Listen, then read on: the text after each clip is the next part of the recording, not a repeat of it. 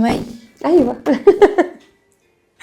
دلوقتي انا محتاجه اخلي الكلاينت او الكاستمر اللي انا يعني بوجه له الكونتنت بتاعي يثق فيا، يبقى عنده ثقه فيا ويتعامل معايا وهو مغمض.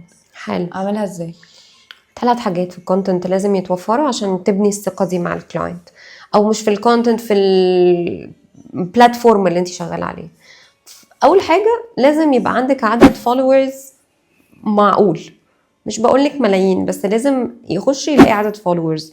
وازاي تبقى عندك عدد فولورز؟ مش معنى اكاديمي خالص ان انت تروحي تشتري فيك فولورز عشان الناس ما، لا عادي، ممكن نعمل كامبينز هدفها الاساسي انها تعلي الفولورز، او في طرق كتير ممكن نبقى نعملها في فيديو تاني عشان بس ما اضيعلكيش الاجابه بتاعتك. خلاص، فاول حاجه الفولورز. تاني حاجه ان الكونتنت بتاعي يبقى الكواليتي بتاعته حلوه.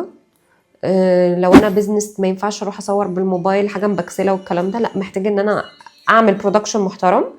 خلاص. تاني حاجه ان الكونتنت يبقى مفيد، قادر ان هو يجاوب على اسئلتي كعميل. تايب اوف كونتنت مهم قوي هو فكره الفيدباكس، او ان يبقى في حد جرب المنتج بتاعي وبيقول رايه بمنتهى الصراحه.